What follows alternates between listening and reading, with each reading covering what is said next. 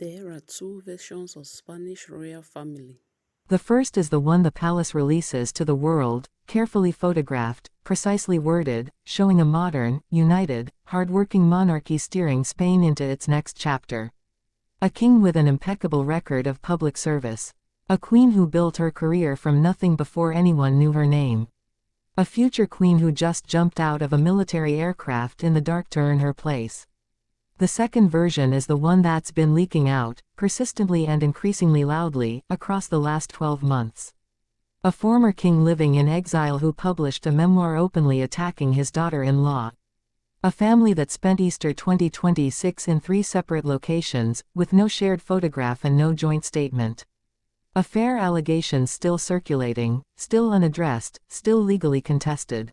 A grandfather who says he hasn't been allowed to see his granddaughters alone in years. This video is about the second version. Not the tabloid version, the documented, sourced, verified version of what is actually happening inside and around Zarzuela Palace right now. Because when you put all the pieces together, you get a picture that's significantly more complicated, and significantly more fragile, than anything the palace's Instagram account is going to show you. Let's start where the current chapter of this story began, with a book called Reconciliation. In November 2025, King Juan Carlos I, the former monarch of Spain, the man who guided his country from dictatorship into democracy and then spent 5 years living in self-imposed exile in Abu Dhabi after a cascade of financial and personal scandals, published his memoirs. He was 87 years old. He had watched as his son Felipe built a 12-year reign defined largely by the effort to put distance between the new monarchy and the damage the old one had caused. And he had clearly decided he had things to say. The book was published first in France, which was itself a signal. Releasing a memoir abroad before your own country gets it is not an accident. French weekly Paris Match had advance access and described it as unflinching. Spanish media immediately began publishing excerpts. What most people expected was a defense of Juan Carlos's own record, his role in Spain's democratic transition, his pushback against the financial scandals, his version of why he left Spain. And the book does contain all of that. But the passage that detonated across every Spanish media outlet within hours of the first excerpts dropping was not about any of that. It was about Letizia. In the book, Juan Carlos confirmed what had been rumored for over 2 decades, that he has a personal disagreement with his daughter-in-law, Queen Letizia. He wrote that she did not help to strengthen our family ties. In interviews promoting the memoir to the French press, he elaborated, she didn't help cohesion in our family relationships. He also revealed that after his abdication in 2014, there was essentially one public occasion on which he appeared with the full family, the Easter Sunday church service in Palma de Mallorca in April 2018. He said he attended specifically to demonstrate family unity. And he said it turned into, in his words, a complete fiasco. If you follow royal news at all, you know exactly what he was referring to. Footage from that day went viral around the world. Cameras caught Queen Letizia walking in front of a photographer who was trying to capture a photo of Queen Sofia with her granddaughters, then appearing to remove Sofia's hand from Infanta Sofia's shoulder as the family left the cathedral. A second clip showed Letizia wiping away a kiss that Queen Sofia had placed on Princess Leonore's forehead moments earlier.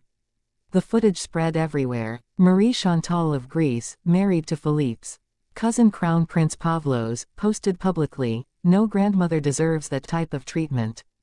The Greek and Spanish royal families reportedly stopped communicating warmly for years afterward.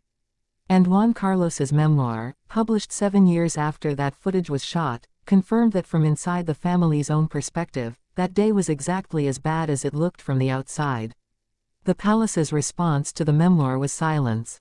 This is their consistent strategy: no comment, no denial, no engagement with anything that appears in a book, a tabloid, or a social media post. It is a policy based on the very reasonable calculation that engaging with allegations gives them oxygen, and that the institution's dignity requires it to operate above public argument. It is also a policy that has significant limitations, because silence, in the presence of a specific, sourced, named allegation, is not the same as a denial. It simply sits there, uncontested. Now here's where this story gets structurally interesting. Juan Carlos's memoir dropped in November 2025. But the affair allegations, the ones claiming that Queen Letizia had a relationship with her former boyfriend Jaime Del Burgo that continued after her marriage to Felipe, had been in circulation since late 2023, when a book by Spanish royal journalist Jaime Peñafiel began making the rounds. Del Burgo, who is also Letizia's ex-brother-in-law, having previously been married to her sister Telma, went on record in that book claiming the relationship continued even during Letizia's pregnancies. The royal household never addressed these claims. Felipe and Letizia appeared together at public engagements and conducted themselves as they always have, poised, professional, a united front. Del Burgo doubled down in a July 2024 interview, and again on social media in late 2024, claiming to have photographic evidence. He described the alleged relationship not as an affair in the conventional sense, but as something far longer and more complicated than a simple extramarital incident. The palace still said nothing. But something else happened alongside Del Burgo's renewed claims that's worth understanding, because it adds a layer to this that most international coverage missed entirely. After his social media posts, Del Burgo reactivated his account with a message that was not just personal, it was conspiratorial and political. The post contained language suggesting that Letizia had effectively engineered Juan Carlos's exile, and that Del Burgo's public statements were a form of patriotic resistance against what he described as a plot by Spain's left-wing government and separatists to install a weak monarchy they could control. Spanish radio commentators immediately identified what was happening. This wasn't just a man airing personal grievances. There was a credible theory circulating among Spanish political analysts that Del Burgo's escalating allegations were being stoked, or at minimum strategically amplified, by people in Juan Carlos's orbit who were working to destabilize Felipe and Letizia's reign. The logic: Juan Carlos had survived most of the legal cases against him, the investigations had been dropped or expired, and there was a faction around the former king that believed, or at least hoped, he might find a path back to a more prominent role in Spanish public life. Damaging Letizia's reputation was one way to weaken Felipe's position without attacking the institution directly. Whether that theory is accurate is genuinely unknowable from the outside. What is knowable is this: the affair allegations came from Letizia's ex-brother-in-law and former boyfriend. They were amplified by a journalist with a long-documented loyalty to Juan Carlos. The former king then published a memoir, publicly criticizing Letizia months later. And none of this has been coordinated publicly by anyone, but the sequence is not random either. The cumulative effect on Letizia's public image has been real and measurable. By mid-2025, even publications that had previously given her almost uniformly positive coverage were running pieces that referenced the allegations, the tensions, and the question of whether the carefully constructed Letizia effect, the idea that this sharp, modern, hard-working commoner queen had single-handedly helped save the Spanish monarchy from the damage Juan Carlos caused, was starting to fray at the edges. And then came Easter 2026. The Spanish royal family's Easter observances are one of the most closely watched moments on the royal calendar, traditional, photographed, a visible barometer of family unity. In 2026, what the public saw was three separate realities playing out with no overlap. King Felipe and Queen Letizia spent the holiday period out of the public spotlight. Queen Sofia, still legally married to Juan Carlos though they have lived separately for many years, took part quietly in religious ceremonies. And Juan Carlos himself, still technically living in Abu Dhabi, still not resident in Spain, made one of his periodic visits to the country, choosing to attend a bullfight at the Maestranza bullring in Seville. There were no joint photographs.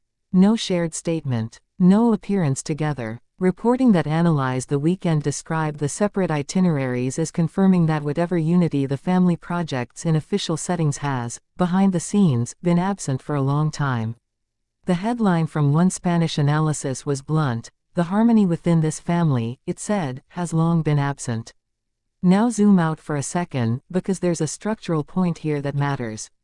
Monarchies survive primarily on two things: legal continuity and public consent.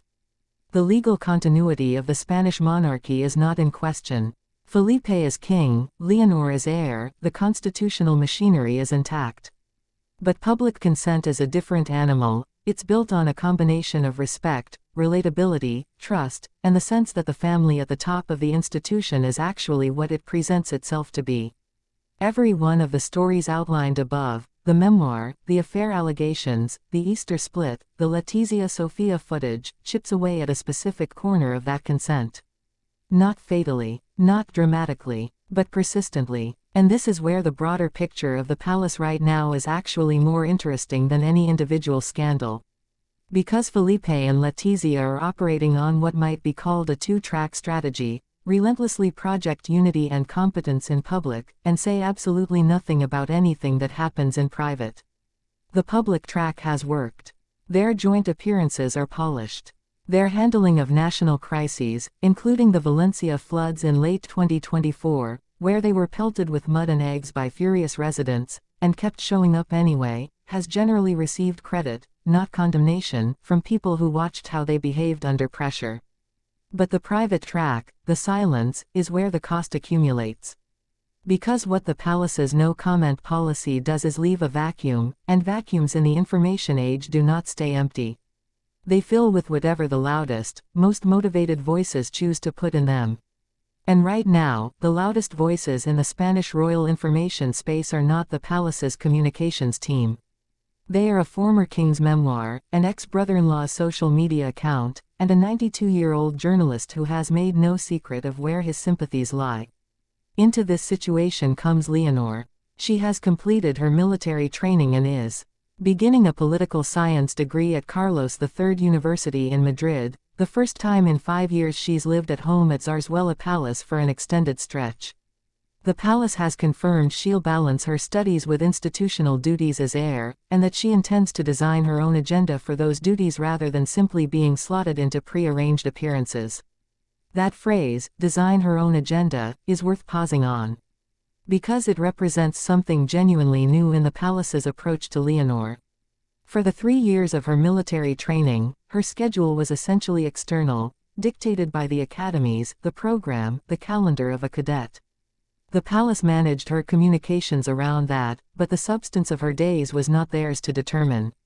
Now, for the first time, she's transitioning into a role where the palace and Leonor herself get to decide what she does, who she meets, which causes she publicly supports, which events she represents. The weight of that decision is not small. Because Leonor is now the institution's most significant asset, the clearest evidence that the monarchy has a credible, capable, public trust-building future. Every appearance she makes, every cause she associates with, every speech she gives is part of a long argument that the institution is worth keeping. And she's doing this while simultaneously inheriting the unresolved family tensions, the unaddressed allegations, and the Juan Carlos question that none of the palace's communication strategy has actually resolved. The Juan Carlos question, specifically, is one that Felipe has never fully answered publicly. He cut financial ties with his father. He introduced a code of conduct. He publicly distanced the institution from Juan Carlos's scandals at every opportunity. But Juan Carlos is still alive, still making visits to Spain, still giving interviews, still capable of publishing a memoir that lands like a controlled explosion in the middle of whatever Felipe and Letizia are trying to build. The former king's presence, even from Abu Dhabi, is a permanent variable that the current monarchy cannot fully control, and cannot afford to publicly confront either, because attacking a former king is not a good look for the institution that king represents. So what is actually happening inside the Spanish royal palace right now? Honestly, what's happening is what happens in many institutions whose public face and private reality have drifted apart over time. A managed tension, held together by discipline and strategy, but under more pressure than the official version of events ever acknowledges. Felipe and Letizia are a functioning royal couple who have survived things that would have broken most modern monarchies: a corrupt predecessor, affair allegations, family warfare aired publicly in memoirs and on social media. They are still standing, still appearing, still doing the job. But the pressure points are real and they are documented. A family that hasn't appeared together for Easter in years. A former king who has now put his criticism of the current queen in print, for the historical record. An affair allegation that won't disappear because the person making it keeps escalating. A Republican movement that watches all of this carefully and grows more energized every time a new piece of private family dysfunction becomes public. And in the middle of all of it, a 20-year-old woman with a political science textbook in one hand and 3 years of military training behind her, about to walk into the most consequential chapter of her preparation yet, the years when she has to prove that whatever is happening in the family, the institution itself, is worth the public's continued trust. If this series has taught you anything, it's that the Spanish monarchy is not a fairy tale and never has been. It is a constitutional arrangement, renewed every generation, dependent on consent that has to be earned and re-earned, and right now it is being tested from several directions at once. Whether it passes that test is genuinely open. The palace would never say that out loud. But the evidence says it for them. Subscribe if you want to stay across this story, because the next chapter, Leonor's first solo institutional engagements and what they reveal about where the monarchy is actually heading, is going to tell us more about the palace's direction than any memoir or affair allegation ever could.